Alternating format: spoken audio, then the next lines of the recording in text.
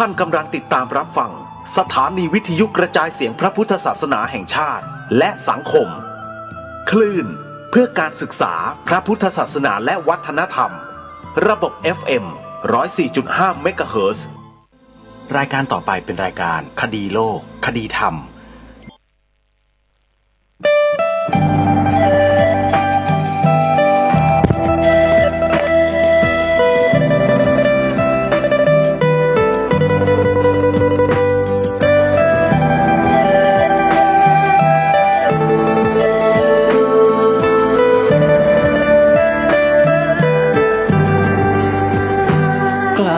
คิด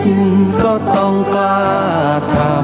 ำอย่ากลัวถ้าทำความดีเร่งศึกษาปัญหาให้ทันท่วงทีเมืองไทยจะพัฒนากว่านี้รายการดีๆคดีโลกคดีธรรมขอรำพันบรรยายความคิดเครื่องหมายแห่งสีทั้งสามงามถนัดขาวคือบริสุทธิ์สีสวัสดิ์หมายพระไตรรัตน์และธรรมะคุ้มจิตไทยแดงคือโลหิตเราใสซึ่งยอมสละได้เพื่อรักษาชาติศาสนาน้ำเงินคือสีโสภาอันจอมประชาถ้าโปรดเป็นของส่วนองค์จากวิวเข้าเป็นไตรรงค์จึงเป็นสีธงที่รักแห่งเราชาวไทยทหารอวตารนำไปยงยุทธวิชัยวิชิตก็ชูเกียรติสยามประเทศไทยที่เจริญมั่นคงมาได้จนถึงทุกวันนี้มิได้เกิดขึ้นจากความหวาดกลัวอย่างคลาดเขลาแต่บรรพบุรุษไทยของเราทุกยุคทุกสมัยล้วนแต่มีความกล้าหาญและชาญฉลาดปกป้องเอกราชสร้างชาติให้เกิดความมั่นคงโดยมีธงแห่งพระไตรรัตน์เป็นเครื่องนำชัยจึงเป็นที่มาที่ไปของรายการคดีโลกคดีธรรมกล้าคิดก็ต้องกล้าทำอย่ากลัวถ้าทำความดีเร่งศึกษาปัญหาให้ทันท่วงทีเมืองไทยจะพัฒนากว่านี้รายการดีๆคดีโลกคดีธรรมรายการดีๆคดีโลกคดีธรรม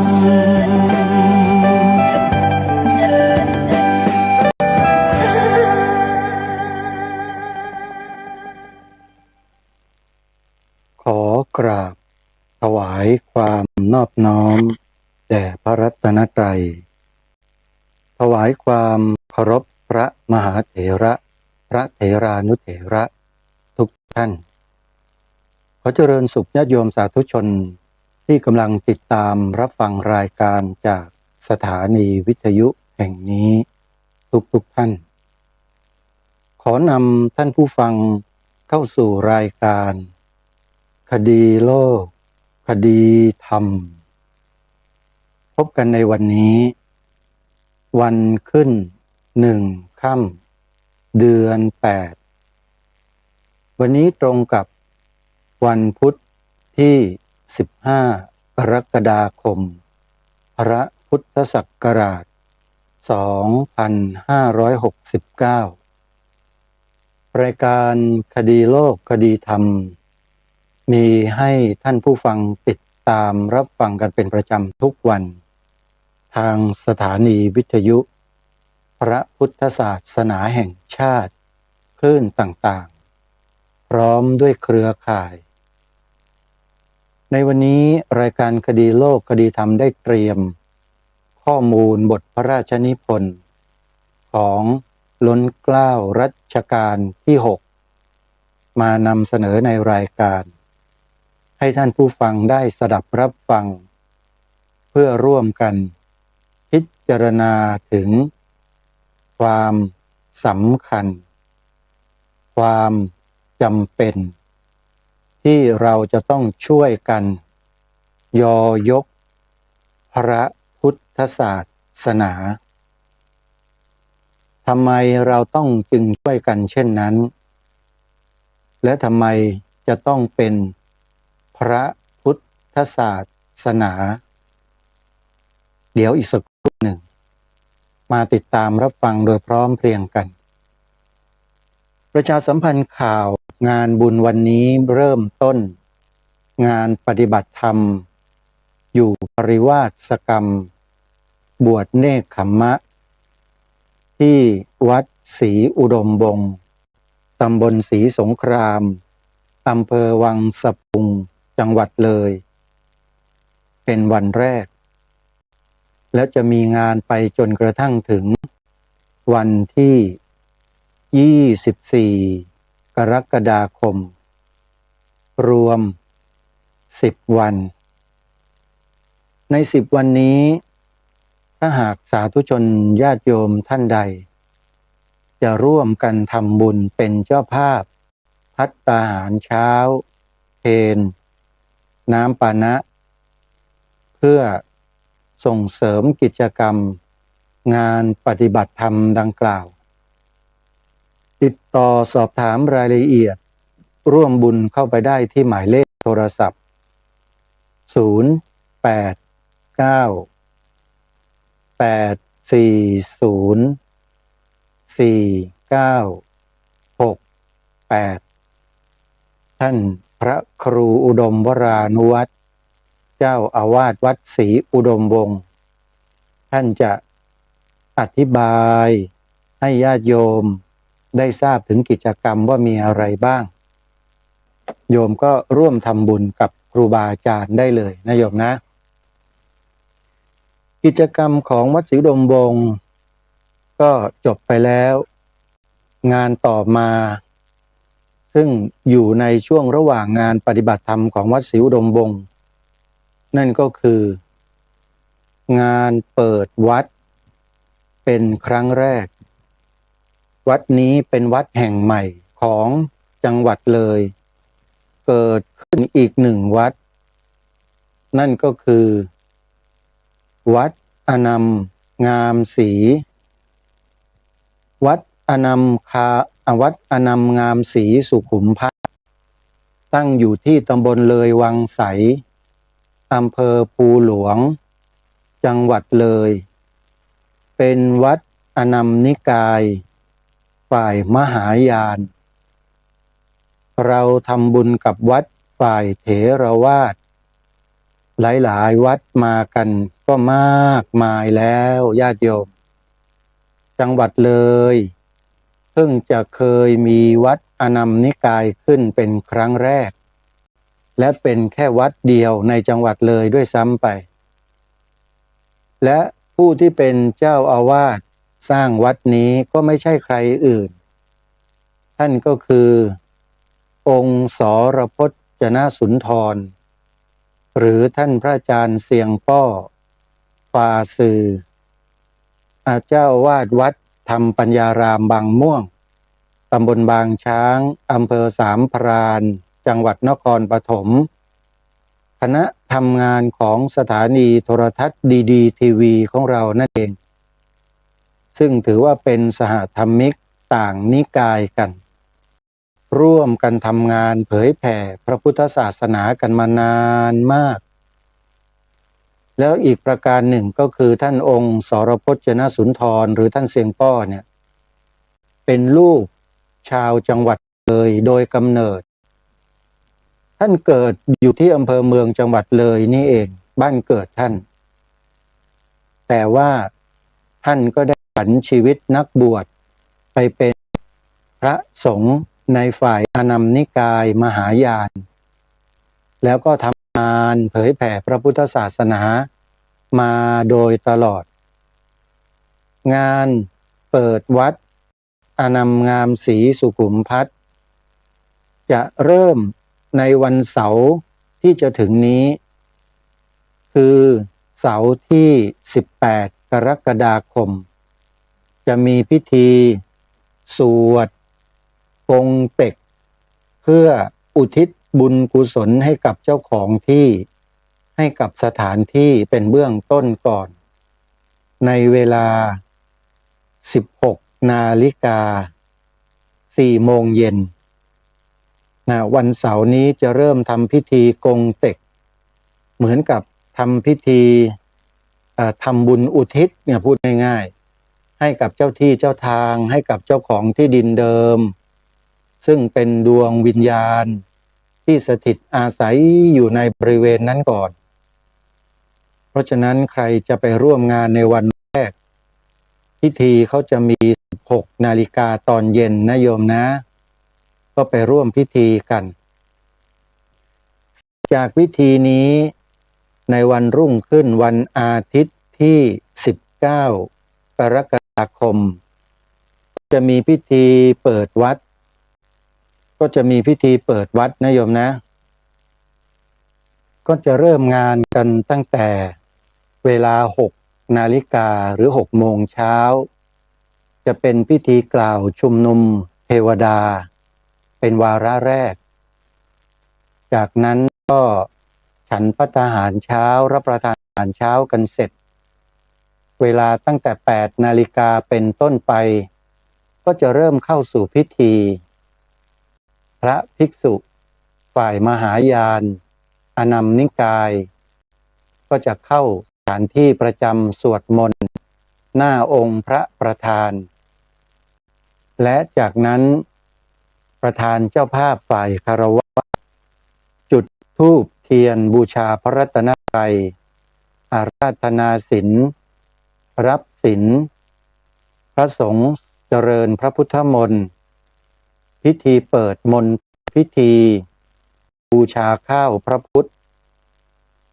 จากนั้นท่านเจ้าคุณพระวิเทศโพธิคุณหรือท่านพระอาจารย์ด็อกเตอร์พระมหาสุเทพ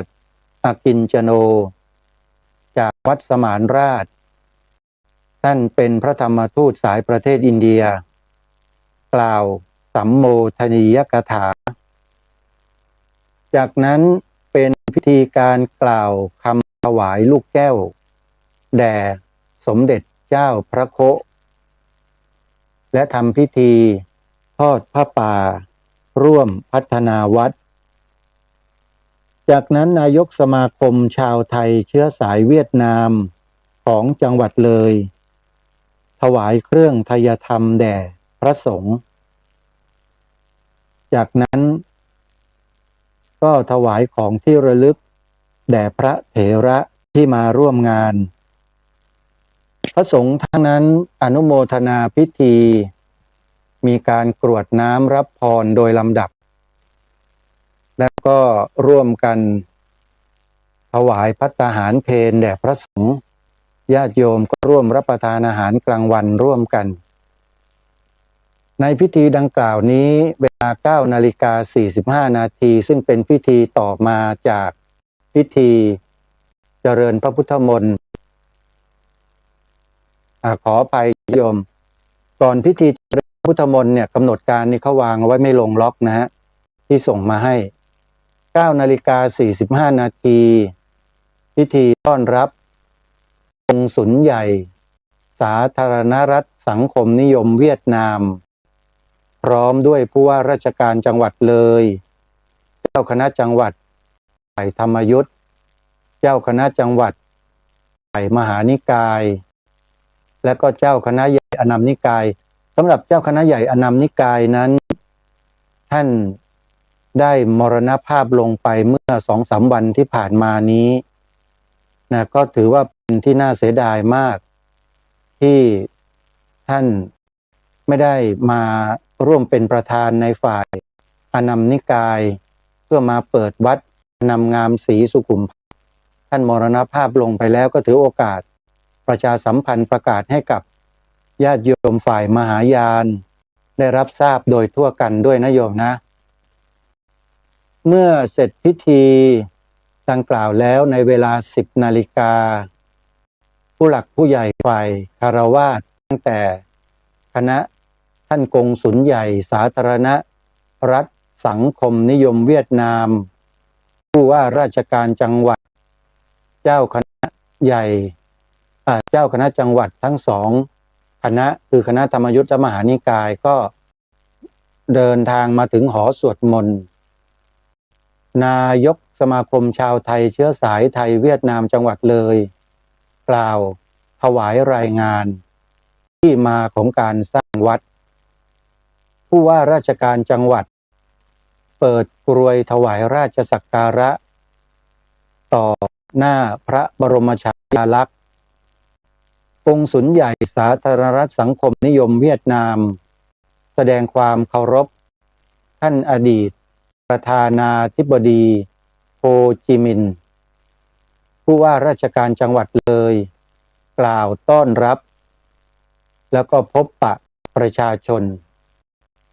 ท่านกงสุลใหญ่แห่งสาธารณรัฐสังคมนิยมเวียดนามกล่าวแสดงความรู้สึก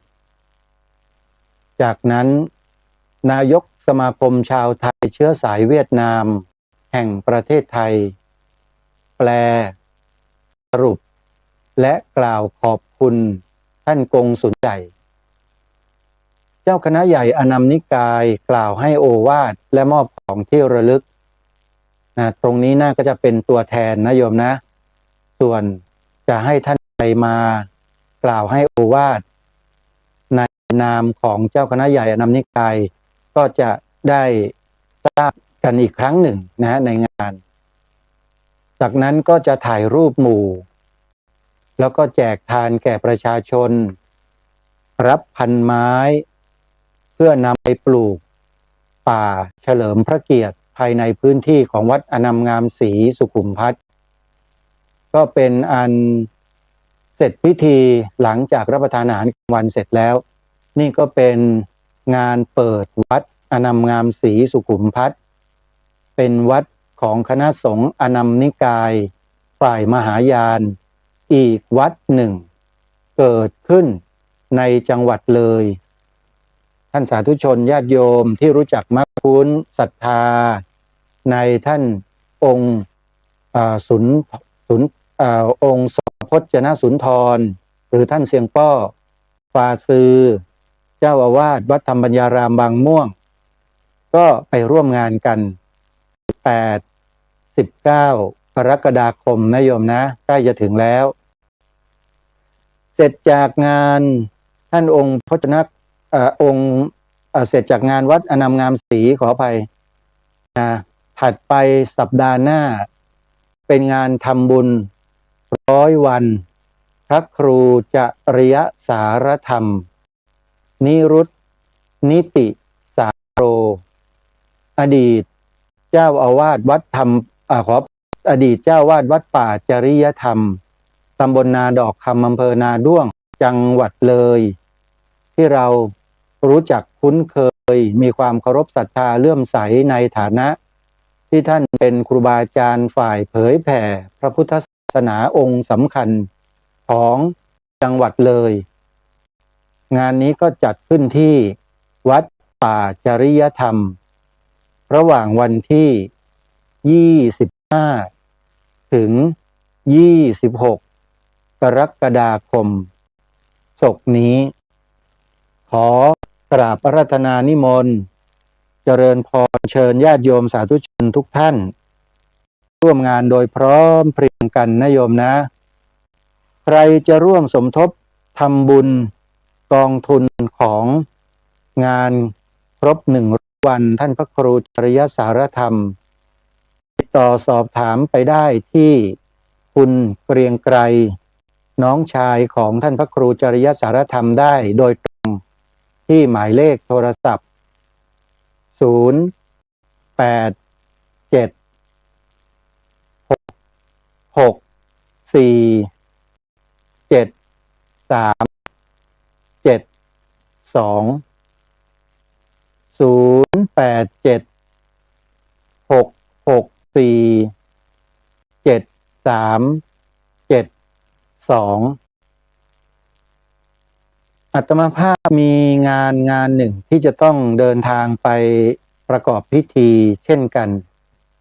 ก็คืองานทำบุญครบ100 วันหลวงน้าของอาตมา ที่อำเภอท่าตะเกียบจังหวัดฉะเชิงเทรา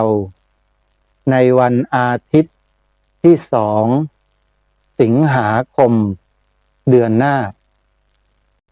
มีญาติโยมได้ร่วมทำบุญผ่านมาทางอาตมาภาพ เพื่อร่วมเป็นบำเพ็ญกุศลงานครบ100 วันหลวงน้าพระครูสมุวิทยากิติยาโน น้องชายของโยมแม่ของอาตมา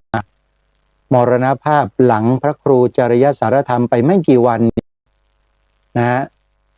อาตมาภาพช่วยงานบำเพ็ญกุศลศพพระครูจริยสารธรรมอยู่ไม่กี่วัน ก็มีโทรศัพท์เข้ามาแจ้งว่าหลวงน้ามรณภาพอาตมาก็ตกใจว่าเอ๊ะทำไมท่านอายุแค่70เพิ่งจะผ่านไปเองยังแข็งแรงดีอยู่เลยทำไมจึงมรณภาพแล้วก็เลยต้องลางานที่วัดป่าจริยธรรมไปจัดการบำเพ็ญกุศลศพให้กับหลวงน้าแล้วก็กำหนดวันฌาปนกิจเสร็จแล้วก็เดินทางกลับมาช่วยงานบำเพ็ญกุศลศพพระครูจริยสารธรรมจนกระทั่งพระราชทานเพลิงศพแล้วเสร็จจึงเดินทางกลับไปร่วมงานบำเพ็ญกุศลศพหลวงน้าต่อเพราะฉะนั้นงานทำบุญ100 วันเช่นเดียวกันเมื่อเสร็จจากงานทำบุญ100 วันของพระครูจริยสารธรรมเสร็จอาตมาภาพก็ต้องไปร่วมงานบำเพ็ญกุศล100 วันหลวงน้าของอาตมาต่อในวันที่2 สิงหาคมญาติโยมที่ร่วมทำบุญมาในงานศพในงานบำเพ็ญกุศล100 วันหลวงน้าก็มีโยมแม่จันทิพย์แสงทอง500 บาทโยมอภิวัตรขออภัยคุณโยมแม่ศรีนวลรันจวนก็ร่วมบุญมาด้วยนะแล้วก็ญาติโยมอีก2-3 ท่านซึ่งอาตมาภาพก็ไม่ได้ทำการบันทึกไว้ก็ต้องขออนุโมทนาบุญเป็นอย่างยิ่งนะญาติโยมนะยังไงก็อาตมาภาพก็ยังให้โอกาสญาติโยมได้ร่วมบุญกันอยู่นะใครจะทำบุญก็ยินดีอาตมาภาพก็จะร่วมเป็นหนึ่งในคณะเจ้าภาพทำบุญ100 วันกับหลวงน้าของอาตมาด้วยที่สำนักสงฆ์ศรีกาญจนารามตำบลคลองตะเกราอำเภอท่าตะเกียบจังหวัดฉะเชิงเทราท่านใดจะร่วมทำบุญผ่านอาตมาภาพไปร่วมงานทำบุญ100 วันหลวงน้าพระครูสมุวิทยากิติยาโนโอนปัจจัยเข้ามาได้ทางบัญชีธนาคารไทยพาณิชย์หมายเลขบัญชี114214987อนุโมทนาบุญทุกท่านหรือท่านใดจะโอนปัจจัยมาทางพร้อมเพย์ก็สามารถโอนมาได้ที่หมายเลขโทรศัพท์ของอาตมา096662693อนุโมทนาบุญทุกท่านงานสร้างศาลาปฏิบัติธรรมที่สวนป่าสามัคคีธรรมตำบลบ้านผืออำเภอจอมพระจังหวัดสุรินทร์ที่อาตมาภาพเป็นผู้ดำเนินการนั้นยังคงเปิดโอกาสให้ญาติโยมร่วมทำบุญสมทบทุนกันเข้ามาต่อเนื่องเพราะเนื่องจากว่างบประมาณที่จะใช้ในงานก่อสร้างยังไม่ครบยังขาดอยู่อีกจำนวนมากญาติโยมท่านใดจะมีส่วนร่วมด้วยช่วยให้อาตมาภาพ นะแบ่งเบาภาระให้อาตมาได้ดำเนินการให้เสร็จสิ้นให้แล้วเสร็จก็ขอแสดงความยินดีด้วยญาติโยมอนุโมทนานะก็โอนปัจจัยมาตามบัญชีธนาคารที่แจ้งไปเมื่อสักครู่นี้แหละโยมแล้วก็โทรศัพท์มาแจ้งบอกอาตมาด้วยนะที่หมายดังกล่าวที่ได้แจ้งไปเมื่อสักครู่นะอาตมานะยินดีที่จะให้ญาติโยมมีส่วนร่วมกันนะยังไม่แล้วเสร็จญาติโยมขอเชิญทุกท่านร่วมบุญกันต่อเนื่องทีนี้เข้าสู่เนื้อหาสาระที่ทางรายการได้ตั้งเนื้อหาเอาไว้ให้เรานั้นได้สืบสารพระราชปณิธานขององค์บูรพมหากษัตริย์ของเราญาติโยมทำไมอาตมาภาพจึงต้องมาเน้นในเรื่องเหล่านี้ประเทศไทยเรานั้นเป็นเอกราชไม่ได้ตกเป็นทาสใครและความเป็นเอกราชนี้แหละซึ่งมีส่วนที่ทำให้พวกเราทุกคนจะต้องช่วยกันรักษาช่วยกันสืบสารช่วยกันต่อยอดองค์บูรพมหากษัตริยาธิราชเจ้าของเราทุกท่านทุกองค์ทรงมีแนวพระราชดำริพระราชปณิธานพระบรมราชโองการต่างๆหลายประการที่ส่งเสริมคุ้มครองพระพุทธศาสนาของชาติมาโดยตลอดถ้าทางรายการไม่อัญเชิญแนวพระราชดำริเหล่านี้ของพระองค์ท่านมาเผยแพร่พวกเราจะมีโอกาสได้รู้ถึงความจริงเหล่านี้กันหรือไม่อาตมาภาพก็ยังไม่แน่ใจเหมือนกันแต่ที่แน่ๆก็คือเพื่อไม่ให้เกิดความประมาทเกิดขึ้นในหมู่พี่น้องคนไทยของเรา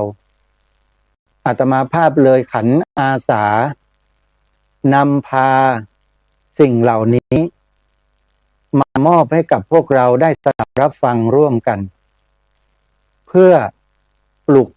สำนึกของความเป็นลูกคนไทยกลับมาให้สม่ำเสมอไม่ให้หลับไหลไปกับกระแสโลกที่กำลังไหลบ่าท่วมทับมนุษย์โลกอยู่ในขณะนี้จนหมดกระแสที่โลกกำลังท่วมทับพวกเรากันอยู่ก็คือกระแสของ AI นี่คือกระแสที่น่ากลัวที่สุดที่ทำให้มนุษย์เรานั้นหลงไหลเพลิดเพลิมอกติดใจใช้เวลาเสียไปกับ AI เนี่ยวันหนึ่งหลายชั่วโมงบางคนเนี่ยปาเข้าไปเกือบ20 ชั่วโมงต่อวันก็มีไม่ได้หลับได้นอนก็มีญาติโยมอาตมาเป็นห่วงมากเป็นห่วงถึงความที่พวกเรานั้นจะถูกล้างความรู้สึกที่ดีมีคุณค่าที่บรรพชนบรรพบุรุษพ่อแม่ครูบาอาจารย์ของเราเคยปลูกฝังพวกเรากันมามันจะถูกละลายทิ้งไปกับพวกระบบ AI นี้หมดจึงเป็นห่วงในข้อนี้มานานแล้วก็เลยนำสิ่งเหล่านี้กลับมาให้พวกเราทบทวนกันเพื่อให้เห็นคุณค่าและประโยชน์อันมหาศาลที่เกิดขึ้นจากพระบวรพุทธศาสนาทำให้ประเทศชาติบ้านเมืองเราเป็นไทยเป็นเอกราชมาโดยตลอดและเราในฐานะที่เป็นชนรุ่นหลังเนี่ยที่ได้รับสิ่งที่ดีเหล่านี้กันมา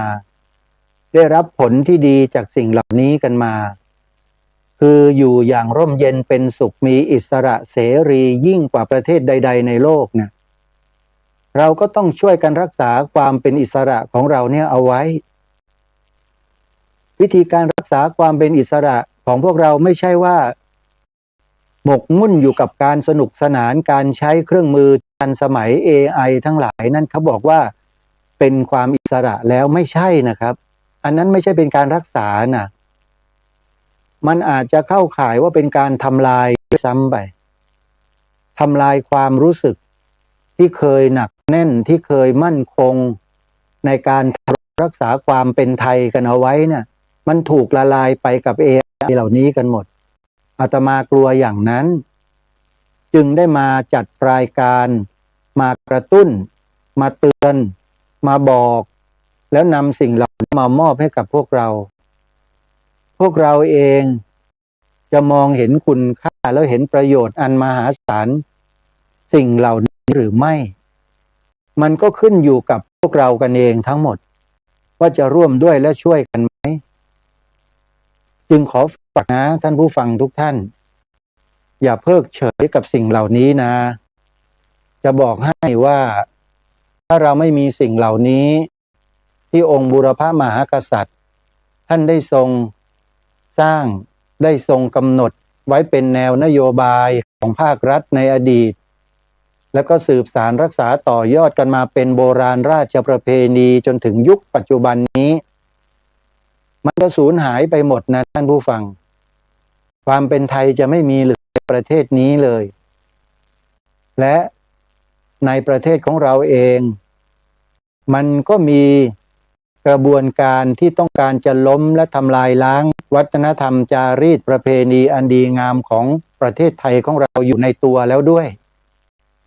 ซึ่งเรื่องนี้อาตมาภาพจะขอยกไว้ไม่นำมาพูดแต่ถ้าหากท่านใดต้องการจะทราบข้อมูล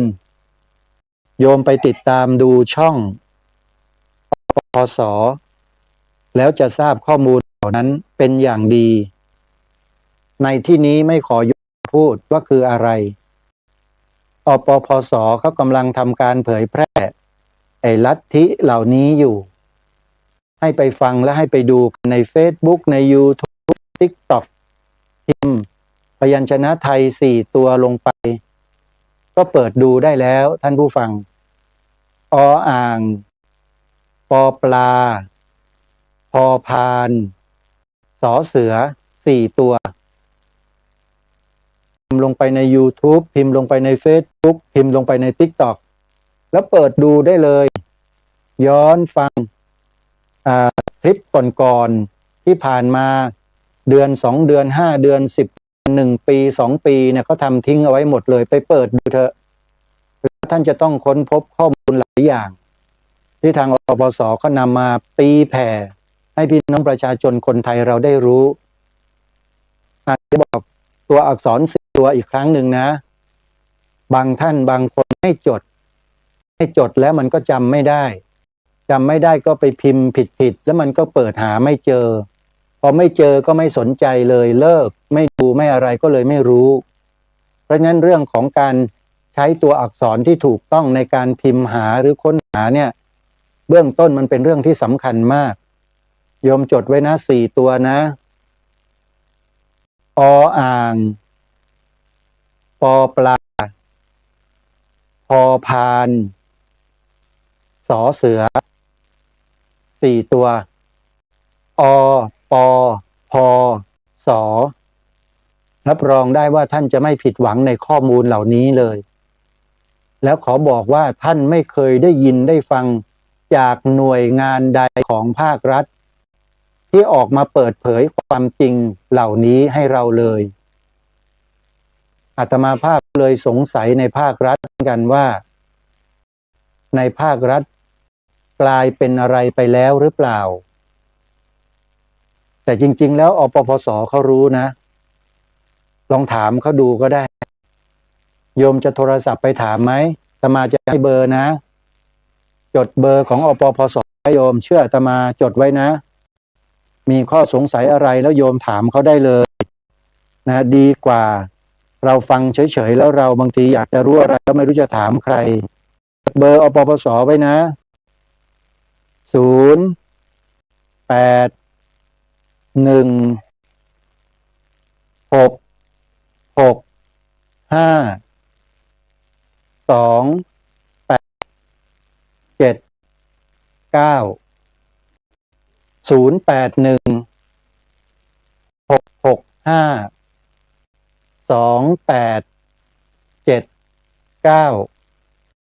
นี่คือการทำงานเพื่อความมั่นคงของประเทศไทย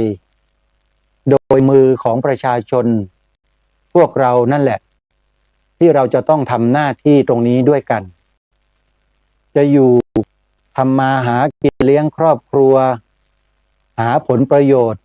เพื่อเลี้ยงตัวอย่างเดียวนั้นไม่พอ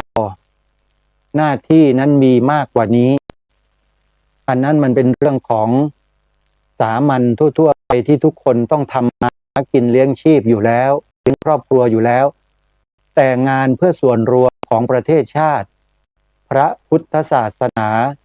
พระมหากษัตริย์คืองานปกป้อง3 สถาบันหลักของชาตินี้มันเป็นหน้าที่หลักๆที่คนไทยทุกคนจะต้องร่วมด้วยและช่วยกันท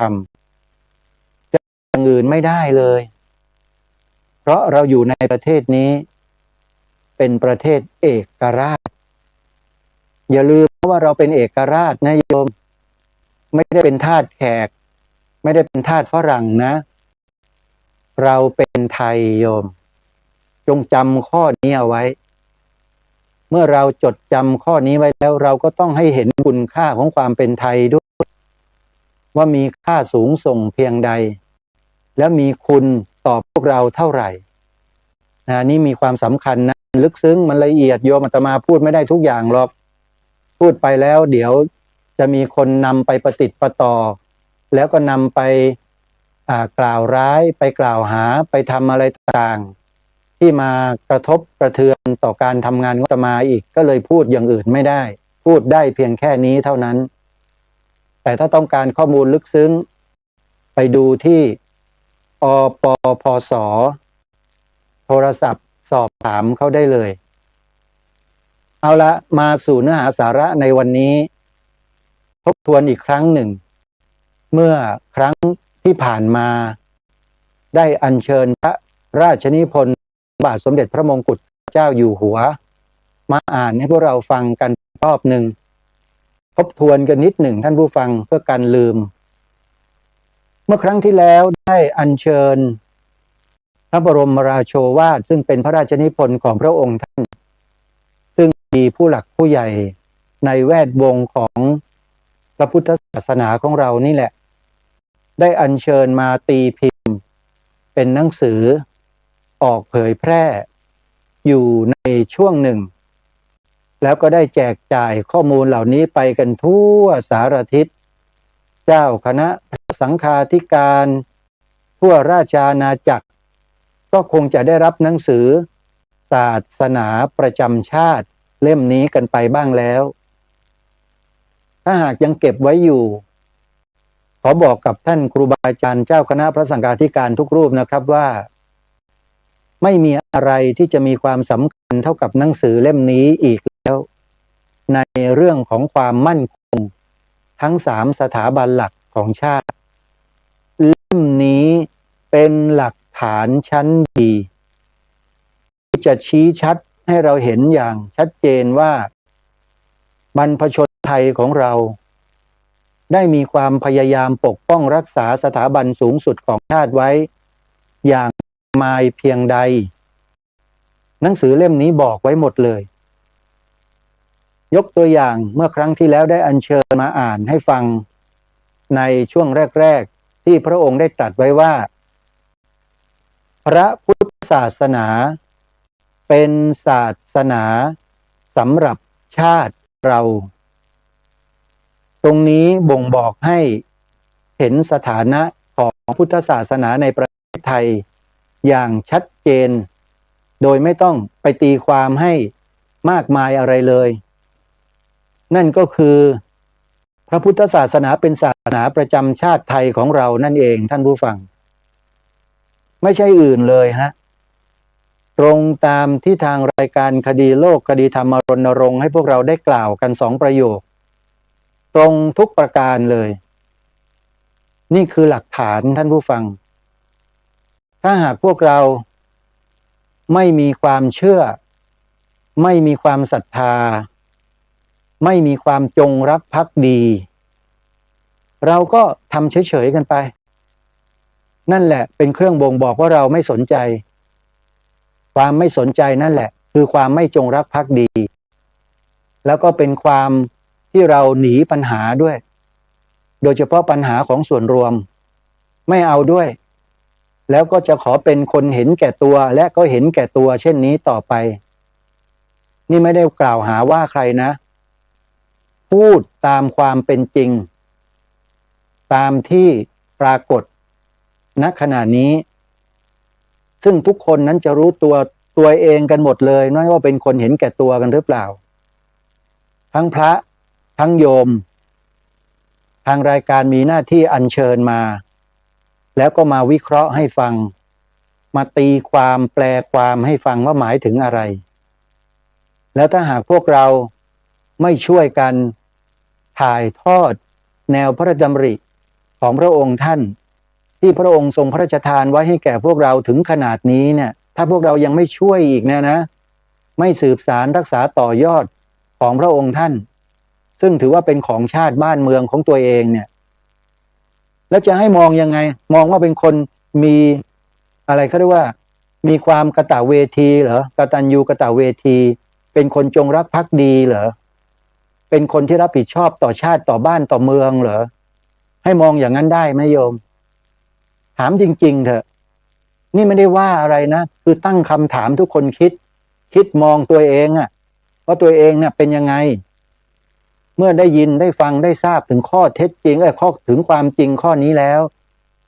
เรายังนิ่งๆเฉยๆกันได้เนี่ยโอ้โหสุดยอดเลยนะพวกเราเนี่ยจริงไม่จริงฮะอันนี้ผมไม่ได้ระลาบระล้วงนะเอาความรู้สึกความสำนึกแท้ๆของพวกเราเนี่ยมาวัดกันเลยว่าจริงหรือเปล่าผมบอกแล้วนะย้ำนะผมไม่ได้ตำหนิใครนะฮะผมแค่ยกสิ่งเหล่านี้อัญเชิญสิ่งเหล่านี้ขึ้นมาแล้วถามยังทุกคนนะถามใจทุกคนดูแล้วก็ตอบตัวเองให้ได้ว่าเป็นคนยังไงถ้าเป็นคนอย่างนั้นก็จะเป็นอย่างนี้ถ้าเป็นคนอย่างนี้ก็จะเป็นอย่างนั้นนี่แหละมันก็แค่นี้เองแล้วจะดำเนินการช่วยกันหรือไม่ก็ขึ้นอยู่กับแต่ละท่านแต่ละคนและปัญหามันอยู่ที่ทุกคนและไม่ได้อยู่ที่ผู้ดำเนินรายการไม่ใช่ผู้ดำเนินรายการนั้นเป็นผู้ศึกษาหาข้อมูลมาแล้วก็วิเคราะห์สถานการณ์ปัจจุบันให้เราได้ทราบแล้วก็เชิญชวนพวกเราเนี่ยมาช่วยกันระวังและป้องกันชาติ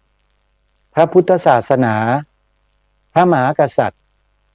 ไม่ให้ใครมาทำลายให้อ่อนแอต้องใช้คำนี้เลยทำลายให้อ่อนแอลงให้ลดคุณค่าลงนี่เขาพยายามทำแบบนี้ทำกับสถาบันหลักของชาติไทยของเราอยู่แค่นี้ก็เยอะแล้วนะที่พูดเนี่ยอย่าให้ลงไปในรายละเอียดเพราะเดี๋ยวมันไปโดนพวกที่กระทำนั่นแหละและโดนแล้วเนี่ยนะถ้าพวกนั้นเขาเกิดความไม่พอใจขึ้นมาหรือเสียประโยชน์อะไรบางอย่างเนี่ยเขาอาจจะตีโพยตีพายจะตีปี๊บเสียงดังแล้วไปถึงคนนั้นคนนี้ต่อท่อกันไปแล้วมันก็มาลงที่อาตมาได้อาตมาถามว่ากลัวเหรอโยมไม่น่าถามคำนี้อาตมาเลยไม่ต้องถามได้คำนี้เลิกถามอาตมาได้แล้วถามตัวพวกท่านเองเถอะคุณน่ะพวกคุณทั้งหลายพระคุณเจ้าแล้วก็ถามตัวญาติโยมเองเถอะคำเดียวกันเมื่อกี้เนี่ยถามตัวเองสิถ้าไม่กลัวแล้วทำไมไม่ช่วยกันทำล่ะอาตมาก็ถามกลับได้แค่นี้แหละนะฮะนี่คือหน้าที่ของพวกเรานะอาตมานี่มากระตุ้นมาบอกให้เราทำหน้าที่ช่วยกันนะทำหน้าที่ของความเป็นคนไทยด้วยกันอย่าไปพึ่งหวังส่วนราชการอาตมาพูดมาหลายครั้งแล้วขนาดสอบข้าราชการท้องถิ่นโกงกันสะบัดช่อเลยเห็นไหมโกงกันชิบหายเลยเห็นหรือยังโยมแล้วจะเอาอะไรล่ะก็คนพวกนี้ถามหน่อยเชื่อถือได้ไหมโยมความน่าเชื่อถืออยู่ตรงไหนอาตมาไม่รู้นะระบบและวิธีการที่เขาทำกันเนี่ยมันต่อท่อมาจากที่ไหนอย่างไรอะไรอาตมาไม่ทราบ มันอยู่ที่คนทำหน้าที่สืบสวนสอบสวน ว่าจะสาวไปเจอต้นตอไหมว่าใครเป็นคนสั่งการหรือดำเนินการวางแผนทำให้สิ่งเหล่านี้เกิดขึ้นในบ้านในเมืองของเรา สามารถจะขจัดกำจัดสิ่งเหล่านี้ออกไปได้ไหมมันก็อยู่ที่พวกเขาอะเราไม่ได้มีอำนาจหน้าที่ไปทำอะไรนี่ก็ได้แต่นำมาบอกมากล่าวมาพูดแล้วก็สอบถามพวกเรากันเองอะนั่นแหละเพราะฉะนั้นถามมาอาตมาก็ถามไปอย่างเงี้ยและทุกคนก็น่าจะคิดกันออกคิดกันได้นะว่าทำไมไม่ให้ส่วนราชการเขาอย่างนั้นอย่างนี้เขาทำเขาพูดล่ะจบไม่ต้องพูดไม่ต้องถามโยมก็เห็นรู้กันอยู่นะพูดมาเยอะแล้วนะทำดีกว่าอาตมาว่านะทำมาช่วยกันทำเถอะนำเอา2 ประโยคที่ทางรายการได้รณรงค์มาโดยตลอดนี่แหละไปพูดไปกล่าวให้คล่องปากถ่ายทอดให้กับลูกหลานเยาวชนคนไทยเด็กนักเรียนนักศึกษาดีกว่าไปใส่ให้เขากล่าวให้เขาพูดแปลความหมายให้เขาได้ยินได้ฟังเขาจะได้จดได้จำเอาไว้ในชีวิตของเขาตลอดว่าประเทศไทยเรานะมีพระพุทธศาสนาเป็นศาสนาประจำชาติไทยของเราสีขาวในธงชาติเนี่ยสีขาวในธงชาติไทยหมายถึงพระพุทธศาสนาเท่านั้นทำแค่เนี้ยถามตัวเองกันว่ายังมีความกล้าหรือว่ามีความกลัวกันอยู่ถ้ากลัวก็เตรียมตัวกันได้เลยถ้ากล้าก็ให้สบายใจกันได้เลยตราบใดที่พระพุทธศาสนายังเป็นศาสนาประจำชาติไทยของเราอยู่ตราบใดที่สีขาวในธงชาติไทยคนไทยยังตีความหมายว่าหมายถึงพระพุทธศาสนาเท่านั้นกันอยู่เราสบายใจได้เลย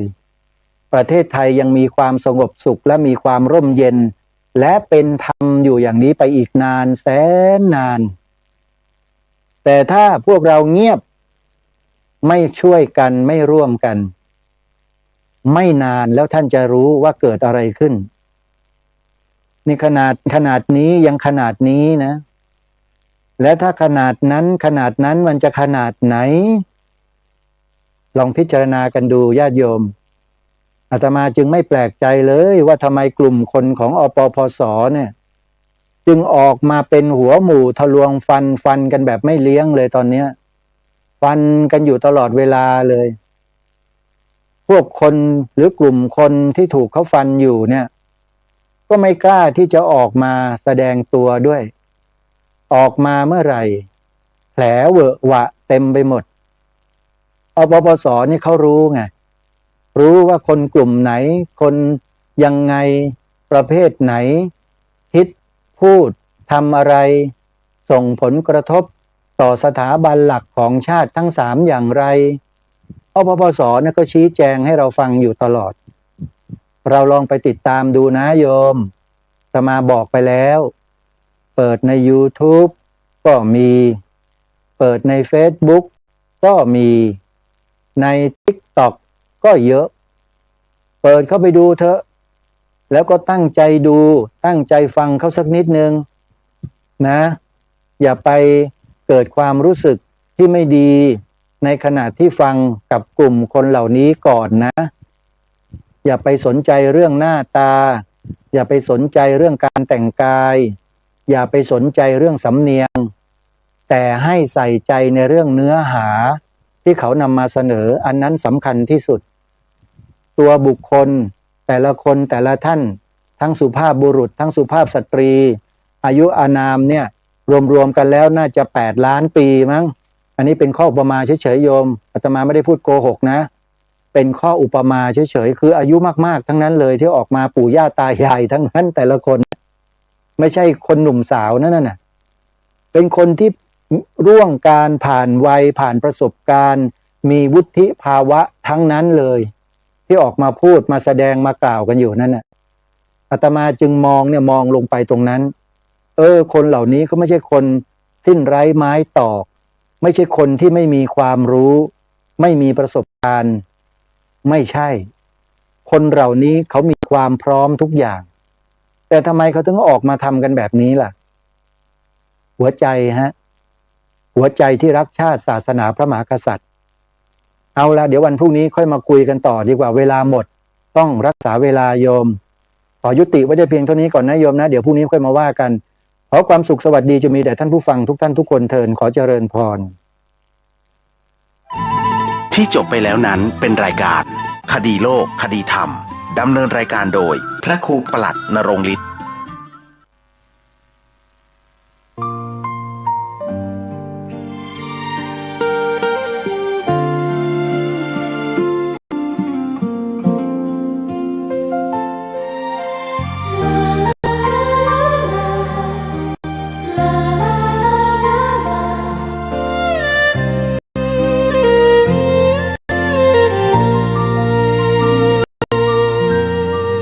แสงทองร่ำไรในยามอุตสายังเห็นพระเมตตาอยู่ทุกแห่งหน น้ำพระทัยฉโลมใจคน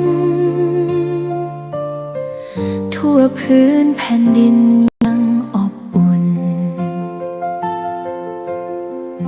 รอยยิ้มพระพักตร์ยังส่องแสง